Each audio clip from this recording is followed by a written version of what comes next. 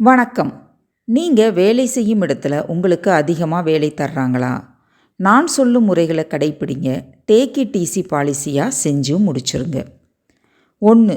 முன்னுரிமை கொடுங்கள். முதல்ல உங்களோட வேலைக்கு முன்னுரிமை கொடுங்க. நிறைய பேர் என்ன செய்வாங்கன்னா, வேலை நேரத்தில் கூட தேவையில்லாத விஷயங்களை செஞ்சுக்கிட்டு இருப்பாங்க. அதனாலேயே அவங்களுக்கு நிறைய வேலைகள் செய்கிற மாதிரி தோணும். அதனால் முக்கியமான வேலைக்கு முன்னுரிமை கொடுங்க. 2. உங்களுடைய நாளை திட்டமிடுங்கள். இன்னைக்கு இந்தந்த வேலைகளை செஞ்சு முடிக்கணும் அப்படின்னு பட்டியல் போட்டு அதில் கவனம் செலுத்துங்கள். 3. நோ சொல்ல கற்றுக்கொள்ளுங்கள்.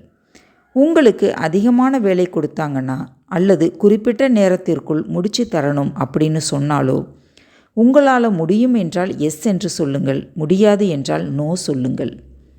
4. பேச்சுவார்த்தைக்கு பயப்பட வேண்டாம். யாராவது உங்களுக்கு கூடுதலான வேலைகள் கொடுத்தால் பேசி அதை குறைக்க முயற்சி செய்யுங்க.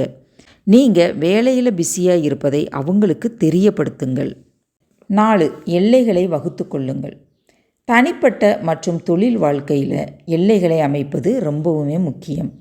இதன் மூலமாக உங்களுடைய வேலை மற்றும் வாழ்க்கை இரண்டையுமே சரிசமமாக பார்த்து கொள்ள முடியும். 5. குழுவுடன் முயற்சி.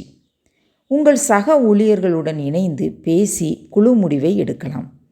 உங்களுக்கு இருக்கும் வேலையை அவர்களுக்கு பிரித்து கொடுத்து வேலைப்பளுவை குறைக்கலாம். 6. தெரிந்த வேலைகளை முதலில் செய்யுங்கள்.